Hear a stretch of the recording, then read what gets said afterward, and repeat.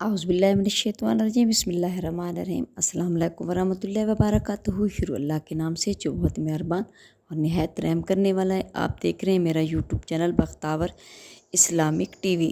واقعہ کربلا کے بارے میں کون ہے جو نہیں جانتا؟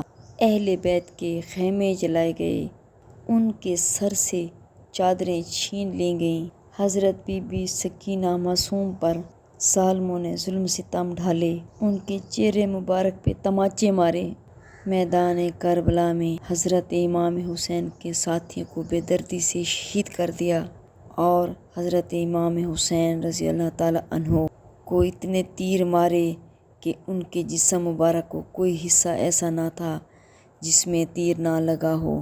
میدان کربلا میں جب ظہر کی اذان ہوئی تو حضرت امام حسین نے یزیدیوں سے مہلت مانگی کہ میں نماز ادا کر لوں، تو حضرت امام حسین رضی اللہ تعالیٰ نے گرم ریت پر تیمم کیا اور نماز شروع کی۔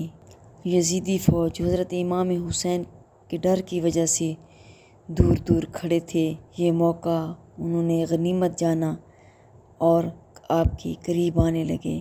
پھر سب نے مل کر تیروں کی بارش کر دی، آپ پر اتنے تیر برسائے کہ آپ کے جسم مبارک سے خون نکلا اور کربلا کی زمین سرخ ہو گئی۔ جب آپ سجدے میں تھے تو ایک ملعون نے تلوار کے وار سے آپ کا سر جدا کر دیا اور اسے نیزے پہ چڑھا دیا۔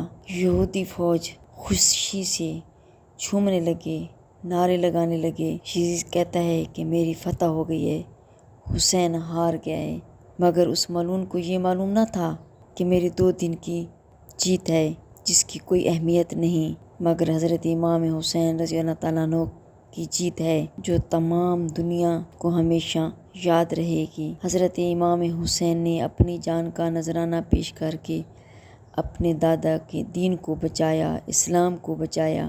حضرت امام حسین رضی اللہ تعالیٰ کی لاش کے ساتھ بہت بے حرمتی کی گئی، ان کی لاش مبارک کو گھسیٹا گیا، گھوڑوں کی ٹانگوں کے ساتھ باندھ کر کربلا میں گرم ریت پر گھسیٹا گیا۔ ایک ملعون نے اپنے کے کپڑے بھی پھاڑ دیے۔ آپ کے ہاتھ مبارک میں ایک انگوٹھی تھی۔ ایک یزید نے انگوٹھی اتارنے کی بہت کوشش کی، مگر جب انگوٹھی نہ اتری تو اس ملعون نے آپ کی انگلی مبارک کو کاٹ دیا۔ ہے میرا حسین! پھر آپ کی لاش مبارک پر گھوڑے دوڑائے گئے۔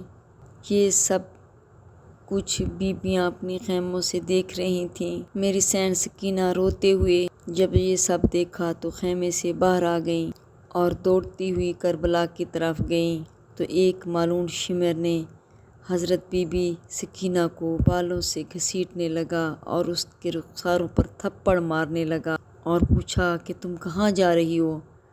تو بی بی سین سکینہ نے روتے ہوئے کہا کہ اپنے بابا کے پاس۔ تو اس ملعون نے پوچھا کہ تمہارا بابا کون ہے؟ تو بی بی سین سکینہ روتے ہوئے کہتی ہے کہ میرا بابا حضرت امام حسین ہیں۔ تو اس ملعون نے حضرت بی بی سکینہ کے سامنے حضرت امام حسین رضی اللہ تعالیٰ کی لاش مبارک پر کوڑے برسانا شروع کر دیے۔ بی بی زینب چیختی ہوئی حضرت امام حسین کے جسد مبارک پر گر گئیں اور یزید بی بی سین سکینہ کو بھی کوڑے مارنے لگا۔ اس ملعون کو ذرا بھی ترس نہ آیا کہ ایک معصوم بچی ہے 3 دن کی پیاسی بھوکی۔ یزیدیوں نے بس اتنا ہی نہیں کیا بلکہ بیبیوں کے خیموں کو آگ لگا دی، بیبیوں کو بے پردہ کر دیا۔ سب بیبیاں اور بچے خیموں سے باہر آ گئے تو شمر ملعون نے سب کو اکٹھا کیا اور اونٹوں پر سوار کر دیا۔ بی بی سکینہ کو ننگے پیٹھ اونٹ کی پہ بٹھایا گیا اور اس کے چھوٹے چھوٹے ہاتھ باندھ دیے اور ان کے پاؤں اونٹ کے نیچے کر کے ان کو بھی باندھ دیا۔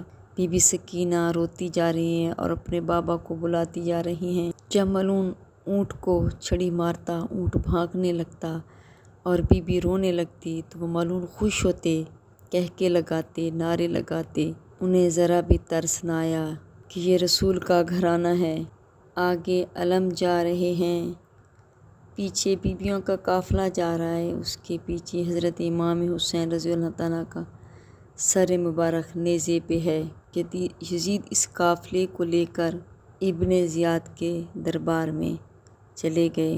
سفر کوفہ میں ایسا کوئی ستم نہ تھا راستے میں جو یزیدیوں نے اہل بیت پہ نہ کیا ہو۔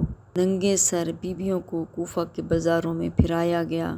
لوگ تماشا دیکھتے رہے مگر کسی نے بھی میری بیوی کو چادر نہ دی۔ جب یزیدی قافلہ ابن زیاد کے دربار میں پہنچا تو بیویوں کو دربار کے آگے کھڑا کر دیا گیا اور حضرت امام حسین کا سر مبارک ایک تھالی میں رکھ کر کپڑے سے ڈھانپ کر یزید کے سامنے پیش کر دیا۔ یزید جو اپنے شراب کے نشے میں مست تھا، حضرت امام حسین کے سر کے ساتھ بےرحمتی کرتا، ان کے دانتوں مبارک پہ چھڑی مارتا تو کبھی ان کے ہونٹوں پر چھڑی مارتا۔ تو ایک صحابی رسول صلی اللہ علیہ وسلم دربار میں موجود تھا۔ جب اس نے ابن زیاد سے کہا کہ ایسا ظلم مت کرو، خدا کی قسم میں نے حضور اکرم صلی اللہ علیہ وسلم کو ان ہونٹوں کو چومتے ہوئے دیکھا ہے، تو اس ملعون نے کہا تم بوڑھے ہو گئے ہو، تمہارا دماغ چل گیا ہے، میرے دربار سے نکل جاؤ ورنہ میں تمہارا سر گردن سے اڑا دوں گا۔ بی بی معصوم سینڈ سکینہ دربار میں کبھی ایک پاؤں زمین پہ رکھتی تو دوسرا اٹھا لیتی، جب دوسرا رکھتی تو پہلا اٹھا دیتی۔ تو یزید نے کہا کہ تم ایسے کیوں کھڑی ہو، کیا کر رہی ہو؟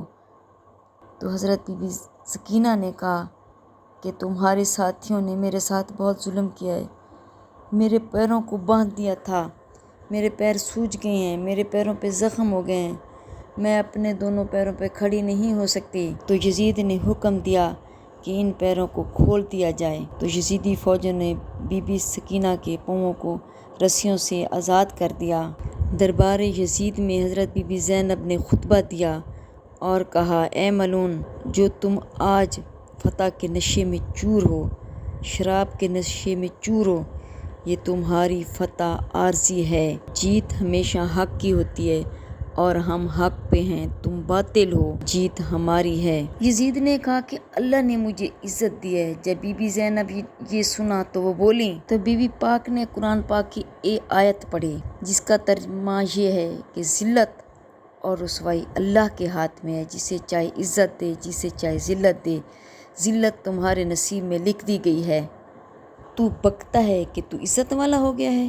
یہ جو تیری حکومت ہے 4 دن گزرنے دے، نہ تم رہو گے نہ تمہاری حکومت رہے گی، تم پہ کوئی لعنت بھی نہیں کرے گا، اور میرے بھائی کا قیامت تک ممبروں پر خطبوں میں ذکر ہوا کرے گا، بس تو وقت گزرنے دے۔ بی بی زینب نے کہا۔ جب بی بی بول رہی تھی تو ایک صحابی رسول صلی اللہ علیہ وسلم جو پاس بیٹھے ہوئے تھے اس کا ہاتھ ہلایا اور کہا کیا علی آ گئے؟ یہ تو مجھے علی کی آواز لگتی ہے۔ بی بی زینب نے ایسا خطبہ دیا کہ یزید کے پسینے چھوٹ گئے۔ یزید نے حکم دیا کہ ان سب کو زندان میں ڈال دیا جائے۔ سلام یا حسین، سلام بی بی پاک، سلام اہل بیت۔ اگر میری آج کی ویڈیو آپ کو پسند آئی ہو تو میری ویڈیو کو لائک کریں، شیئر کریں، سبسکرائب کریں، بیل آئیکن کو پریس کریں تاکہ میری ہر آنے والی ویڈیو آپ تک بآسانی پہنچ سکے اور میری حوصلہ افزائی ہو۔ فی امان۔